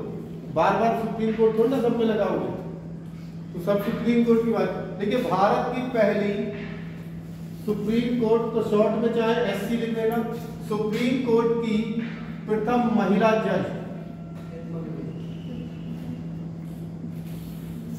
प्रथम महिला जज, बताओ। हाँ बिल्कुल सही, मीरा साहेब फातिमा बीबी। वैसे फातिमा बीबी भी कह दीजिए, सही है। मीरा साहेब मतलब को तुम सीधे लिखो फातिमा बीबी, कंफ्यूज हो जाओ, फातिमा बीबी। और ये जवाब जिसने दे दिया उसके लिए पार्टी आई। केवल प्रथम जज पूछा था, नाम बताना, नाम बताने पे ही पार्टी दी जाएगी। बताइए, वही लिखा है, ये जज थी, ये मुख्य न्यायाधीश, बता दिया पार्टी ले जाओ, लेकिन नाम नहीं है। जिसको कोई भी होटल अच्छा हो भाई, तो खाने को मंगा, यही मंगा दो। आप लोग गूगल भी कर सकते हो, इतनी आसानी से पैसा थोड़ा निकलेगा जेब से। गूगल कर सकते हैं, बिल्कुल कर सकते। मैंने कहा नाम बताना होगा आपको, मत करो समय बर्बाद करोगे, मैं बता देता हूँ, अभी तक कोई बनी ही नहीं। हिमा कोहली इस समय सुप्रीम कोर्ट में जज है, हिमा कोहली। अब सब कुछ सही रहा तो 2026 में वो पहली मुख्य न्यायाधीश बनी, ठीक है। अभी तक इस पद पर यानी चीफ जस्टिस पद पर कोई भी महिला नहीं। लिख लीजिए फटाफट। पहले जज तो लिखाई थी, वर्तमान पता ही है तो वो नहीं लिखाएंगे। लिखो फटाफट, आज कंप्लीट कैश ही कंप्लीट कर दे, भाग 5 हो जाए। कितने हैं इसमें? अभी है 10 मिनट, वो मिनट का आधा घंटा, 18 मिनट है। 18 मिनट ओवर है, ओवरऑल ज्यादा है।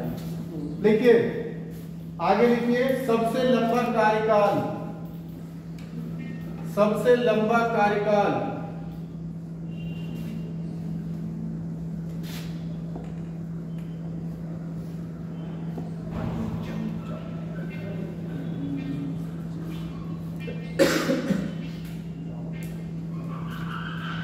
वाई बी चंद्रचूड़, बी से क्या था? यशवंत विनायक चंद्रचूड़, विनायक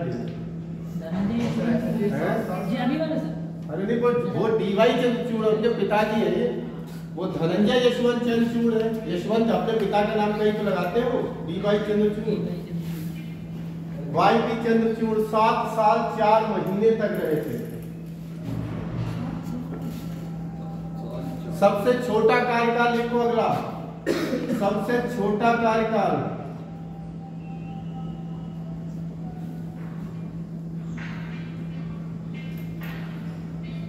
सबसे छोटा कार्यकाल 18 दिन है।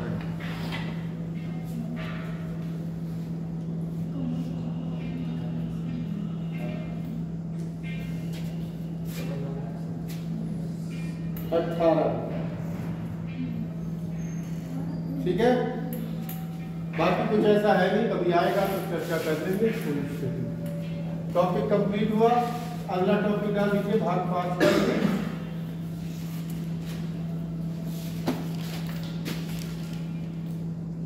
भाग 5 ही में चल रहा है, अनुच्छेद 148 से लेकर 151 तक चलेंगे। नियंत्रक एवं महालेखा परीक्षक, नियंत्रक एवं महालेखा इंग्लिश में क्या बोलते हैं? CAG, comptroller auditor general. लिख लेना पूरा नाम, कंप्ट्रोलर ऑडिटर जनरल।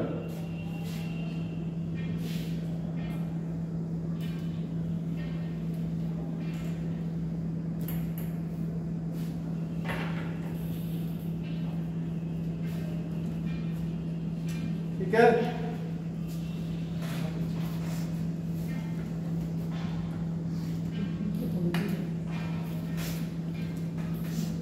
शुरू करें। देखो, आपसे अगर ये पूछे ये पद कब बना था, तो 1858 में अंग्रेजों ने इस पद को बनाया। ठीक, सुन लो, उसके बाद लिख लेना, क्योंकि अगर सुना नहीं तो ये नाम क्या होंगे। और उस समय भारत का वायसराय कौन था, तो आपसे पूछ लेगा। पहले वायसराय थे हमारे लॉर्ड कैनिंग। सुना है इसका नाम? बहुत बढ़िया। 1857 क्रांति के बाद, याद रखने का तरीका है, 1857 क्रांति के बाद पद बना था 1858, क्योंकि इसी समय ईस्ट इंडिया कंपनी जो बताई थी उसका शासन खत्म हुआ भारत में, और अब यहाँ से सीधे इंग्लैंड यानी कि ब्रिटेन रूल कर रहा था, जिसको कहते हैं किसका, क्राउन का शासन शुरू हुआ था भारत में। क्राउन मतलब ताज का शासन, जो भी ताज पहने। ठीक, अगर पूछे कि इस पद पर बैठने वाले पहले व्यक्ति कौन थे, प्रथम, तो प्रथम व्यक्ति अगर ऐसे ना लिखे, ऐसे लिखे, प्रथम व्यक्ति कौन थे, तो इनका नाम याद रखना आप, एडम ड्रमंड। क्या नाम था? एडम ड्रमंड थे जो इस पद पर सबसे पहले बैठे। ठीक है, अगर पूछूं आपसे वर्तमान में कौन है, तो वर्तमान में मैं 4 बार आपके क्लास में बता चुका हूँ, देखूं किसे याद है। ठीक है, बताए कौन है वर्तमान में? वेंकट रमणी। हाँ, आर वेंकट। कितना बढ़िया जवाब। तुमने अटॉर्नी जनरल बता दिया। आर वेंकट रमगिरी अटॉर्नी जनरल है। कौन है इस समय? गिरीश चंद्र मुर्मू। काम क्या होता है देखो, हम और आप सभी लोग क्या लेते हैं, पहले भी बताया था, या तो कैसे दोगे, डायरेक्ट, या कैसे दोगे, इनडायरेक्ट। ठीक है, और ये जो पैसा है जो टैक्स के रूप में जमा होता है भारत सरकार के पास, इसको हमने बताया था भारत सरकार की संचित निधि। याद है? आपको ध्यान होगा, आर्टिकल भी बताया था, आर्टिकल 266 में संचित निधि। कभी आर्टिकल पूछने बता, आपको कल को नौकरी लगेगी, तनख्वाह मिलेगी, तो जितने पैसे मिलेंगे सब खर्च कर दोगे, कुछ पैसा बचाओगे कि नहीं? तो उस पैसे, भारत सरकार की संचित निधि से कुछ पैसा बचा के रखती है, इसको बोलते हैं इमरजेंसी फंड, यानी कि आकस्मिक निधि। ये वर्तमान में 267 आर्टिकल में है, और इसको मिनिमम रखा गया है 500 करोड़। 500 करोड़ से नीचे इसमें कभी पैसे नहीं रहेंगे, मिनिमम 500। ठीक है, इधर तो चला, कोई बात नहीं। तो देखो यहाँ पर कितना पैसा आया, कितना पैसा गया, तो इस पैसे का लेखा जोखा, जिसे आम भाषा में कहोगे हिसाब किताब, कोई तो रखता होगा, और हिसाब किताब रखने वाले व्यक्ति का ही नाम क्या है? कितना पैसा आया, कितना पैसा गया, सीधे कह सकते हो भारत के लेखा विभाग का हेड कौन होता है? हमारा महालेखा परीक्षक। याद रहेगा। दूसरी चीज, यहां से अगर आपको पैसा खर्च करना, वो खर्च नहीं कर पाएगा, हिसाब रखेगा। खर्च करना है तो अनुमति कौन देगी? संसद। और किसके माध्यम से? माध्यम क्या होता है? बजट। जो भी आपको सर पढ़ाए, मैं बस एक लाइन में आपको बजट की परिभाषा दे देता हूँ। सरकार से, संसद से की गई पैसे की मांग को ही क्या बोलते हैं? बजट। क्या है? पैसे की मांग तो ही है। फरवरी में बजट पेश करेगी सरकार, भैया हम 1000 करोड़ किसानों पे खर्च करेंगे, 5000 करोड़ सेना डिफेंस पे खर्च करेंगे, 3000 करोड़ के हाईवे बनाएंगे। तो उन्होंने पूरा ब्यौरा तैयार किया बजट। भैया जब तुमने मांगे बता दी तो उसके लिए पैसा भी चाहिए, तो बिल पास करके संसद देती है। और पैसा कहाँ से आता है? कोई देश में इमरजेंसी आ जाएगी तो कहाँ से आएगा? जैसे अभी कौन सा आया था तूफान, अभी कौन सा आया था, उड़ीसा के तट पे टकराया है। गुजरात में तो बिपरजॉय आया था, अरे अभी देखो नाम ही उतर रहा है। तो वहां जैसे बिपरजॉय की बात करें, अरब सागर में आया था, तो मोदी जी ने गुजरात को 500 करोड़ दिए, मान लो। तो मोदी जी जेब से थोड़ा दे रहे, वो कहाँ से दे रहे हैं? अब एक चीज देखो, मान लो 500 करोड़ दे दिए किसी राज्य को, जैसे गुजरात को ही दे, ठीक। अब ये 500 करोड़ सही तरीके से खर्च हुए कि नहीं, इसकी जांच भी कौन करेगा? कैग। कौन करेगा? क्योंकि नाम में देखो क्या लिखा है, परीक्षक मतलब जांचने वाला। आगे बात समझ में? पहला देखा जोखा रखना है, और दूसरा जो भी पैसा खर्च हुआ है उसकी क्या करेगा? याद रहेगा। कितना लिखो फिर आगे। इसके लिए भी कोई योग्यता नहीं है? अरे क्यों नहीं है योग्यता? वैसे योग्यता इसमें संविधान में नहीं है, लेकिन मोस्टली आईएएस अधिकारी वरिष्ठ जो होते हैं वो बनते हैं। वरिष्ठ IAS अधिकारी जो होते हैं बुढ़ापे में DM उनके पहुंचेंगे तो यही पद तो मिलते हैं सब उनको, रक्षा विभाग, इसमें विभाग।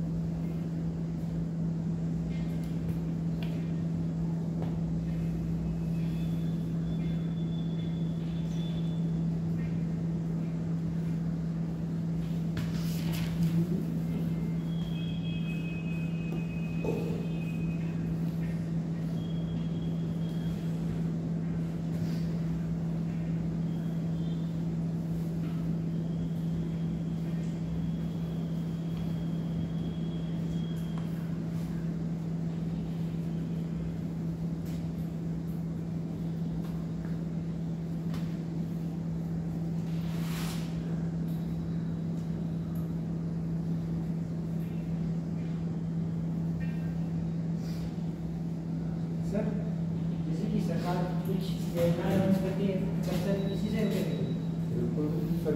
और कोई पैसा ही नहीं गवर्नमेंट पे। आप बता दो गवर्नमेंट पे कहाँ से और आएगा तुम्हें?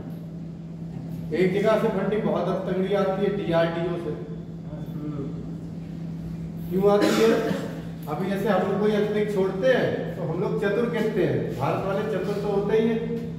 उन्हें चतुरपन क्या क्या, जैसे हमने अंतरिक्ष छोड़ने का हमारा खर्चा आ रहा है 500 करोड़, ठीक है, ज्यादा ही आता है, फिलहाल 500 करोड़ तो नहीं आता है, 500-600 करोड़ आता होगा। लिखो तभी बताते हैं कहाँ से फंडिंग और आती है। सर एक निधि कोई और होती तो शायद आप नहीं है, पहले थी आकस्मिक निधि, संचित निधि, ये कोई और होती। शुरू में संविधान शब्द तक यही है, कहीं और पड़ी हुई शब्दावली चेंज होगी, बात नहीं होगी। शब्द का फेर होगा, 10 किताबें क्वालिटी के अलग अलग उठा लो, अलग अलग शब्द मिल जाएंगे। एक किताब आती है सुभाष कश्यप का संविधान, इतनी पतली है, इतनी बड़ी है, देख के भी घबराहट नहीं होती। उस किताब को जिसने पढ़ लिया 2-4 बार वो ज्ञाता हो जाएगा संविधान। लेकिन उस किताब को पढ़ने के लिए 2 पेज पढ़ने हैं ना, तो अगली 5 किताबें लगती है 2 पेज को पढ़ने। तो वो मैं लाया था, बहुत शुरू में लाया, तो मुझसे आता आधी किताब नहीं पढ़ी, कई साल हो गए, 10 साल हो गए। ऐसा उसमें क्या शब्दावली बहुत कठिन है। अब जैसे तुम्हें एक शब्द नहीं समझ में आया, मतलब पता हो तभी तो आगे बढ़ोगे, फिर वो शब्द ढूंढो, फिर वो ढूंढने में इतना समय खराब होता है। तो आदमी सिंपल लैंग्वेज की आता है। सबसे बढ़िया महालक्ष्मी कोई है, महालक्ष्मी पॉलिटिक्स में लक्ष्मी, हाँ महालक्ष्मी कहते हैं, वो पढ़ेंगे तभी तो लक्ष्मी आएगी। हम लोग को जितना ग्रुप है हमारा सबसे महालक्ष्मी कहता है, क्वालिटी वाले।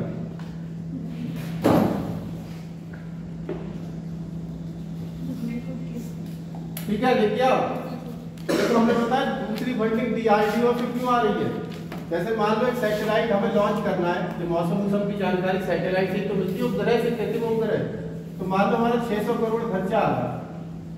अब तुम पीलीभीत से पूरनपुर जा रहे हो कार लेके, 7 सीटर गाड़ी है तुम्हारी, एक आदमी जाएगा तब भी उतना खर्चा, 7 आदमी जाओगे तो हम जब जाते हैं तो हम बाहर आने लगते हैं, जैसे लोग कहते हैं पीलीभीत हमारे DRDO को जाने लगते हैं अंतरिक्ष। तो जिन लोगों की टेक्नोलॉजी नहीं है, जिन देशों में सक्षम नहीं है, वो हमें दे देते हैं, अरे भाई हमारा सैटेलाइट ले जाओ, हमारा ले जाओ। तो फिर हम उनसे पैसा लेते हैं, ना भाई एक सैटेलाइट के 200 करोड़ है। और अभी हमने लास्ट पाले में कितने छोड़े थे, 143 दुनी, अरे 200 कितने हो गए, 286। तो 2086 करोड़ रुपए कमाई होगी कितने मिनट में, 30 मिनट, कितने मिनट में कमाई होगी। लेकिन इस 30 मिनट के पीछे सालों की मेहनत है हमारे वैज्ञानिकों, ठीक है। देख नहीं रहे, सबसे सस्ता चंद्रयान हम बेच लिया, सबसे सस्ता मंगलयान हम बेच लिया। 10 रुपए किलोमीटर खर्चा आया था हमारा मंगलयान का, जो कि एक टमटम वाले का है नहीं, 1 किलोमीटर टमटम 10 रुपए, वो भी कोई हालत नहीं हुई अंतरिक्ष। तो हम लोग बहुत चतुर हैं और चालाक भी। चलिए आगे लिखेंगे। देखिए आर्टिकल 148 में है कैग की नियुक्ति। कैग की नियुक्ति कौन करेगा बताइए। सभी को पता है, कुछ भी ना याद रखे तो सेंटर वाले कौन करता होगा, राष्ट्रपति। कैग का कार्यकाल बेटा कितना है, कुछ बताएगा। कार्यकाल है 5 वर्ष, सॉरी 6 वर्ष या 65 वर्ष की आयु तक, दोनों में से जो भी पहले हो जाएगा उस पे वो रिटायर हो जाएगा। समझे कि नहीं? समझो, इधर देखो, बाद में लिखना। किसी की उम्र है मान लो 52 साल, तो 6 साल के बाद 58 हो जाएगी, 6 साल हो गए, रिटायर। भले उम्र 65 नहीं पहुंची लेकिन रिटायर। मान लो कोई 62 पे लगा, 3 साल बाद उम्र कितनी हो गई? 65, रिटायर। भले कार्यकाल 6 का नहीं, दोनों में से जो चीज पहले हो रही होगी रिटायर कर। याद रहेगा? चलिए लिखिए, फिर आगे लिखाते हैं। सर की राज्य का अपना सैलरी होता होगा सबका एक 2.5 लाख। सर, हर राज्य का अपना कई गलत होता होगा। ना ना ना, केंद्र और राज्य दोनों के भी लिखा दूंगा, दोनों के लिए। राज्य ने पता क्या कहा? राज्य को भी कहा गया भाई अपना टैग रख लो, तो राज्य बोला वो काम चलता रियाल क्यों है कि तनख्वाह एक्स्ट्रा बढ़ा, क्यों उसे सैलरी देंगे हम अलग अलग काम, एक ही से जब काम चल गया। सैलरी कभी भी पूछे बाई चांस, पहली बात तो पता हो, ना पता हो ना, अजीबो नाम आए, 8 बीच के 2.5 लाख है, कैबिनेट सचिव 2.5 लाख, विदेश सचिव 2.5 लाख, क्योंकि इस समय ज्यादातर सैलरियां कहाँ पे है? 2.5 लाख।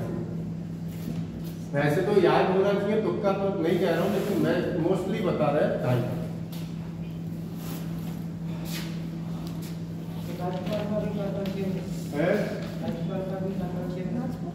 राज्यपाल अभी पढ़ेंगे 3.5 लाख लीटर। कार्यकाल कुछ होता ही नहीं राज्यपाल, राष्ट्रपति जब कार्यकाल चलवाई निकल 4 पर्यंत। आज राज्यपाल बनाए, कल निकल ले, नहीं तो कल भेज दिया उत्तर प्रदेश में आया, कल का जहाँ के लिखते प्रसाद पर्यंत समझ लो, कभी भी उठा के लिख दिया। ठीक है, चलिए लिखिए आगे। लिखिए इसको कार्यकाल के बीच में, हाँ इसी में नोट करके, इसको कार्यकाल के बीच में उसी प्रकार हटाया जाता है जिस प्रकार सुप्रीम कोर्ट के जज को, कार्यकाल के बीच में उसी प्रकार हटाया जाता है जिस प्रकार सुप्रीम कोर्ट के जज को,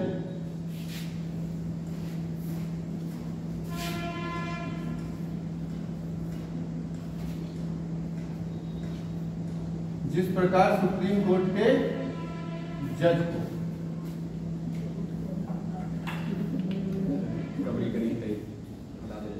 ठीक है, देखिए 148 के 2 में शपथ कौन दिलाएगा? राष्ट्रपति।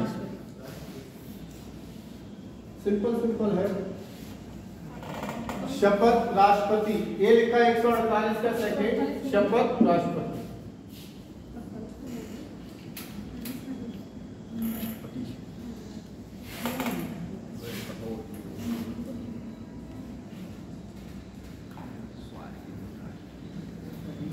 ये आर्टिकल 148 का फर्स्ट था या 148?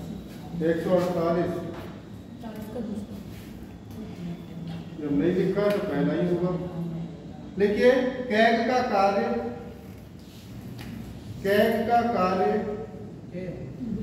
सीएजी, पूरा नाम नहीं बोलूंगा, इतना बड़ा है। कैग का कार्य केंद्र सरकार व राज्य सरकार के लेखों से संबंधित, केंद्र सरकार व राज्य सरकार के लेखों से संबंधित रिपोर्ट तैयार कर राष्ट्रपति को सौंपना है। केंद्र व राज्य के लेखों से संबंधित रिपोर्ट राष्ट्रपति व राज्यपाल को सौंपना है। राष्ट्रपति व राज्यपाल को सौंपना है।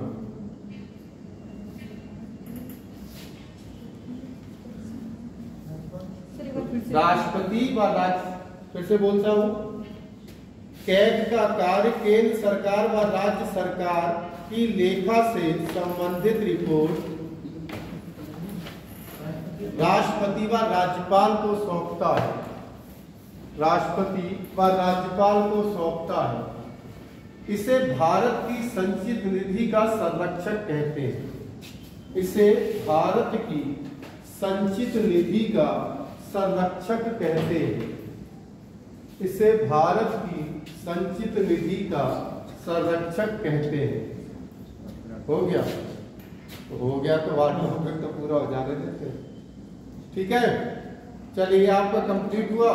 कल भाग 6 शुरू करें, कल मतलब मंडे।